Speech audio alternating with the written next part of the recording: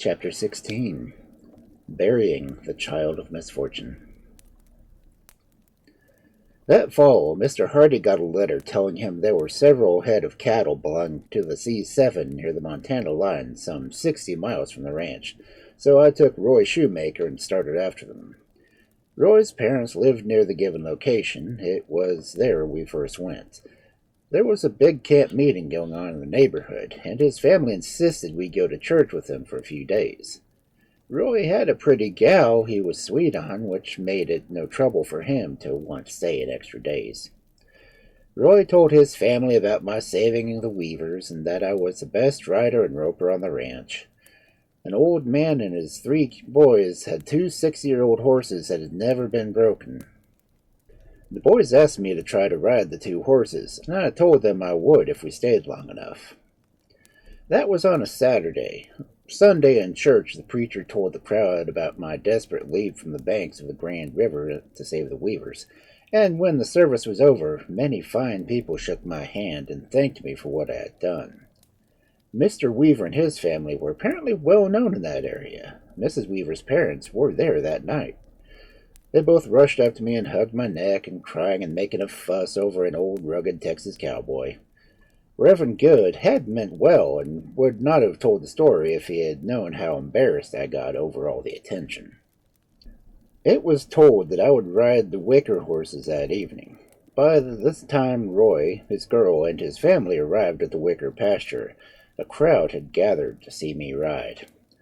Some of the boys brought the horses round the pasture, and Roy showed me how he could handle his rope. He missed the first time.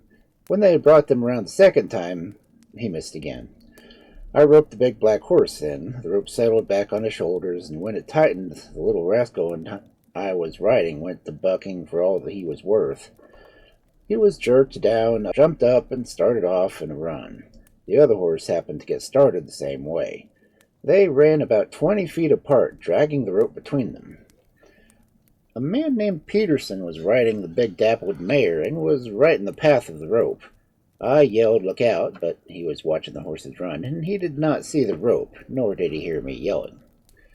The rope struck the old mare above the knees and upset her, throwing her on top of her back. Mr. Peterson landed some yards away, on his hands and knees. A boy on a donkey was the next thing that the rope hit, and he was so upset like the old mare. I rushed to Mr. Peterson and asked him if he was hurt. He assured me that he was fit. He was only bruised a little. The biggest loss was the fact that his saddle got smashed. The old donkey and the boy made comical scene. When the rope struck them, they rolled over several times. Then they got up. The old donkey clamped his tail and ran for some distance, then stopped, looked back to see if anything was actually after him. The horses had gone a little farther and hung up on a tree. The crowd was pretty excited by then. I got the big black saddled and rode him good that morning. Then I rode the gray that evening. He pitched more than the black, and he did not afford me as much fun. He gave us a good show, though. I was glad when he threw up over his head to run. Everyone cheered me as my rawhide squirt played a tune on his flanks. He bucked and bellowed like a yearling calf around the crowd. Roy was riding my little horse and kept him herded close to the crowd. Mr. Peterson was there that evening, but afoot. The boy and the donkey kept a safe distance, but watched the show. Ray and I rode the 2 wild horses that night to church. The next day, Roy and I started out to gather the scattered cattle. Almost every man in the neighborhood helped us to get them together. Before night, we had them all together in the wicker pasture. We went back to church that night, and after the sermon, we thanked the men for their good help. The next morning, we reached the Wicker Ranch and left the 2 well-ridden bronc horses in good shape for someone to finish breaking, got our steers, and struck out for the C7. We reached the ranch a little late and behind on sleep. We hadn't been at the ranch many days when Mr. Smith from Bullhead, father of my friend, Percy, came to the ranch asking for help for a special job on the reservation. Mr. Hardy sent me, and as fate would have it, I met Hugh Collins, the child of misfortune. The Indians had gotten so bad about killing cattle for their beef that the government agency had appointed an officer to patrol the range. But the 1st of September, word came from the state officers along the west line that horse thieves were stealing up the Montana and Wyoming, and were moving them eastward and selling them to the settlers east of the Missouri. One day, while riding on the south side of the pasture, I found where a large drove of horses had been driven across the prairie, not many hours ahead of me. I followed it to the south fence of the Morris holdings and found the fence cut and the wire thrown back, making a gap in the fence that showed many head of horses had just passed through. It was at least 50 miles from the C7 and some 65 from the nearest town where I could get the officers to aid me. I mended the fence as best I could and took to the trail. I followed it until dark, and though I could not see the trail, I kept on in the direction that the horses had been traveling. It was near midnight that my horse threw back his head and nickered. I knew by that other horses were near. He turned to one side and quickened his gait, and it wasn't long until we came sight of a large drove of horses. I couldn't see anyone, so I rode around the horses as if I were in the herd. Shortly I came upon the herder on guard. We were riding in the same direction. I rode faster and whistled to him. He stopped his horse and waited for me. When I drew near, I spoke, but as a woman's voice assured me in a stern, commanding tones. She ordered me to put up my hands. I was so surprised to find a herder was a woman that threw my hands up. I stopped on the spot and spoke to her. "I beg your pardon, miss, but I thought you were a man. I was hunting your camp. Are these your horses?" What difference does that make to you? It's none of your business. "May I leave?" I asked. You may not. Her voice was cold and hard. Who are you, and where do you belong? Why are you here? "I'm Byrd Cochrain from the C7 ranch." Why are you hunting our camp? "When I struck the trail made by these horses, I intended to go to the Black Hawk Line camp and stay all night. But I followed these horses as far as I can't get back before daylight." You're a dandy. Why overtake these horses? She asked in a kinder tone. "I found a cut in the fence and wondered who was driving so many horses. I wanted to find out why they cut our fence and left it open for our cattle to drift out." What's your name again? "Byrd Cochrain. I'm from Texas. Been here in Dakota since May of 1910. Working for Charlie Hardy on the C7 ranch. Big spread, too." She mumbled my name a couple of times more to herself, then aloud to me. "Why are you repeating my name? I don't know you. I feel certain." I used to know a man in Grayson County, Texas, named Byrd. Yep, Stephen Byrd Cochrain. I remember now. "My dad taught school in Grayson County when he was a young man." How old would he be now? 55. No doubt it was your dad who used to hold me on his knee and show me how to write the ABCs. I left there when I was 14, though, and haven't gone back. Quickly she changed the subject. Do you have a gun? "Yes, I've had an automatic pistol." Let me have it, she demanded. "No." Then you're a fool, and I ought to kill you right here, she snapped. "I hold trumps tonight, my dear, for my right hand rests now on the saddle fork with a gun ready for action." She said I was bluffing, so I touched my horse and took a few steps towards her. I asked for her gun, telling her I was temporary officer of the reservation. She handed it over with lots of cursing. I had her, but didn't know just what to do with her. I'd never dealt with a woman thief before, asking her questions, but got no answers. We rode around the horses, and I even thought of stampeding them so I could catch a fresh horse to ride, as mine was fagging pretty badly. We both needed rest and food. "I don't want to cause you any trouble or delay, but why are you acting this way?" Did you ever hear your dad speak of the Fisher family who lived in Grayson County? "Well, yes, many times. I heard Dad tell him of some tragic that happened to him." It was vague, but I remembered hearing him tell it. Well, I'm Pink Fisher. If your dad told you much, you can probably guess the rest. My three brothers returned from the war, Dad sold our place, and while the boys were in Jefferson getting supplies, three men came into my house. My sister, Molly, and me hid and watched in frozen horror as they tried to get Dad and Mother to tell us where they had hidden the money. Kingfisher stopped long enough to take a deep breath. Then she continued.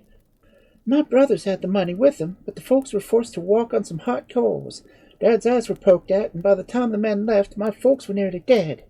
When my brothers returned, Molly told them who the men were. They rode into Whitesboro, Texas, a small village not far away, and shot three prominent businessmen just on Molly's word.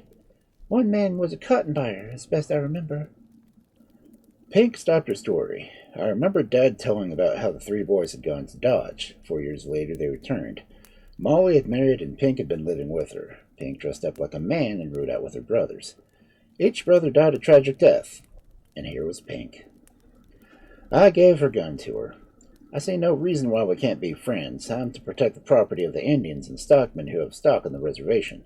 If there are any belonging on this reservation, I'm bound to take charge of them and the parties concerned. There are no horses in this herd picked up after crossing the west side of the reservation. How many in your party? 6 men and 2 women. Pink, give all this up. I'll do my best to help you. It's too late for me, she said softly. The man rode up about that time. When he saw someone was with her, he stopped and dismounted. Pink quickly assured him that I was a friend. He had come to relieve her of her guard duty. She introduced him to me as Hugh Collins. I shook hands with him, but mine was like 1,000 loosely woven webs going in all directions. I knew that name. Then I exclaimed, almost without thinking, "Surely you're not Hugh Collins who was in Delta McGeorge the night he was killed?" He sprang at me like a tiger as I stood before him. "Are you on my trail?" he asked. "If you are, you're a dead man." Not to add to my wonderment was this man's soft voice. Where had I heard that voice? "No, I'm not after you for her death. I didn't even know you had gotten out of the pen. But I do know that you did not kill Della. I told you and Pink about Pegleg Logan and how I had buried him after confessing to the killing. I told them about the letters I'd written for Pegleg. And after I finished talking, Hugh Collins got on his horse and rode off without a word. I had to hear him speak again, for I knew that voice from my past.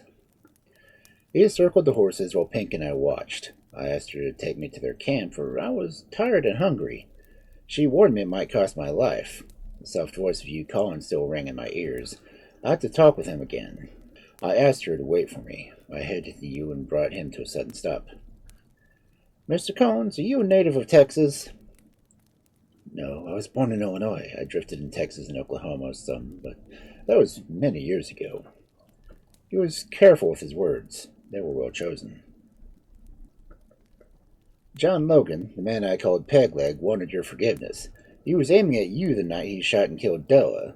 I promised him, just as he lay dying, that I would give this message to you should we ever meet." He remained silent, so I continued. "You didn't stay long in the pen, did you?" I knew I was pushing my luck with that question. 5 years is long enough for any man." He whirled his horse round. "Let's go to camp for a little coffee." When we got to their camp, you dismounted. I saw the handsome, though somewhat older face of the man that had befriended me as a child. I saw the pearl-handled gun, and I remembered so well from that night. I was thrilled but startled. "You!" I exclaimed. He turned on me again with fear and caution in his dark eyes. "No, no, let me explain." I begged, shaking my head and warding him off with a wave of one hand. "I remember seeing you when I was a kid back in Texas. I knew your voice. Now I remember your face. You remember the man working for Dan Wagoner on the DDD ranch named Jack Humphreys? I'm the kid you kept from old Jack from whipping when I refused to buy whiskey. You were a stranger in our camp, and all the men thought I knew you. I never caught your name." He shook my hand and smiled. He remembered me well, and he offered me a pan of beefsteak and some bread. We talked a bit more. Then my quiet friend left to guard his herd. Pink watched until he was gone, then turned to me. "All my brothers are dead, 2 from gun wounds and 3rd illness.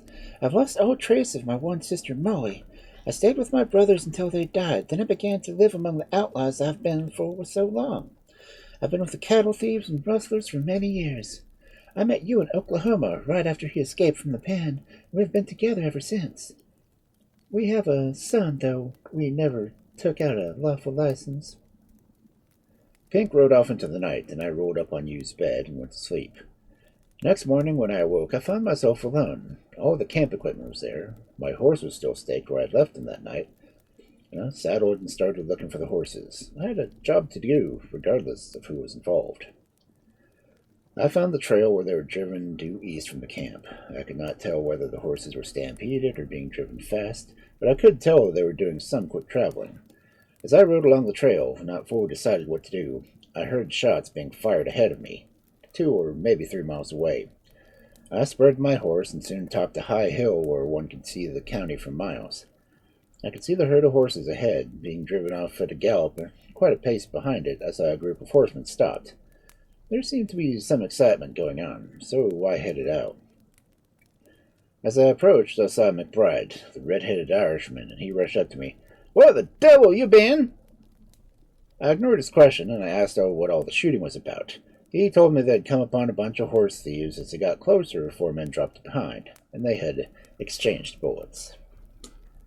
"I lost 3 men. I believe we wounded one of the outlaws." "I suppose those thieves are near Black Hawk Mountain. I had supper in their camp, but when I woke up this morning they were gone. I know one of the men traveling in that gang." I didn't mention the woman. There were 10 hardened and determined men in McBride's bunch, and some of them doubted my story.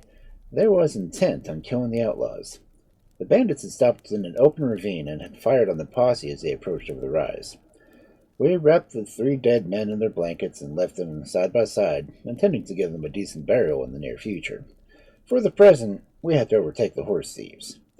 When we were within a mile of them, we saw 6 pack horses and 2 riders coming in toward the herd from the side.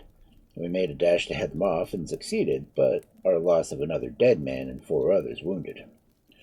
In a little less than 2 hours, we captured the pack animals, and Pink Fisher had been wounded and captured. It was she who killed the cowboy and the ranchers. Her companion escaped on foot, having his horse shot from under him. It seems the ranchers and the cowboy had started to Pink after she had been shot from her horse. As soon as they were near enough, she shot them. I found Pink lying in the middle of a circle formed by 4 pack horses that had been killed before she was wounded. I will never forget the look on her face when I came to help her. She asked me for a drink, and I gave her water from my canteen. Weakly, she told me that you had seen the campfire of the officers and had rushed them out in the camp. Some of the men had wanted to shoot me, but he wouldn't let them. Twice in my life, you Collins defended me. It was you who was afoot and wounded. His hours were numbered. Pink whispered to me, "You is no criminal, Todd. Try to help him, if you can." I bound her wounds as best I could and made her a bed. I could hear the report of guns over a ridge no more than a mile away. I knew you was putting up some kind of fight with McBride. Pink told me just before she died that their boy had been adopted by some people who owned the spread near the Belle Fourche. They were good people and loved him dearly. I held Pink close to me for a few moments, and then she was gone. At last Pink Fisher had found peace, and released from hatred which started eating at her when she was a child. I have no way of knowing if her brothers killed the right men, but that senseless, cruel torture of the old folks, that caused 6 deaths. I rode over to the other men. They had you surrounded and headed the ravine that had a clump. No one could venture near enough to bring him out. I circled the patch of timber and talked to every man there, telling him I planned to go in and talk to the wounded outlaw. I asked McBride to give me his word the others would not mob him or harm him in any way. He said he would do his best, so I called in to you. I wanted to talk. When I got near the bush, I called out, "You, I want to talk to you. Can I come in?" "Yeah, with hands up," he replied. I found him in bad shape. He was 1 broken arm and was bleeding profusely from a bullet which had lodged in his side. I asked him to let me carry him out. "Is Pink dead?" were his first words to me when he met me face to face. "Yes, she's gone. You are crippled and have no chance. Please let me help you. I will stay with you to the end of your troubles." You handed me his rifle and unbuckled his belt. I helped him on my horse and led him from the thicket. The men were discussing what they would do with him. I said, "Man, this man is my prisoner, and I swear by God not one of you will lay a hand on him without killing me first." One man retorted, "You talk mighty big, kid. Be so damn small." I made no reply, for McBride kept his word and ordered the men to settle down. You asked me to take him to Pink before I took him away.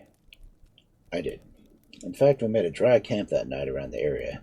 You lay on the bed beside Pink. I dressed his wounds and tried to make him as comfortable as possible. I sat by his side that night, and he told me little about his life as an outlaw. He died sometime in the hours of the morning. I pulled the tarpaulin over the two of them and tried to get some sleep so I could move on the next day. Around 4 o'clock the next evening, we came upon the rest of the thieves in the valley in the cottonwood thicket near the Missouri River. A man was sent to Mobridge that night to phone Fort Yates officers. Shots were fired, but before any help came, the outlaws left the horses and scattered across the river. Later I buried Pink and Hugh side by side. A man named Major McLaughlin came with the soldiers who were dispatched from Fort Yates. I told him all I knew about Pink and Hugh. Then I headed back to the C7.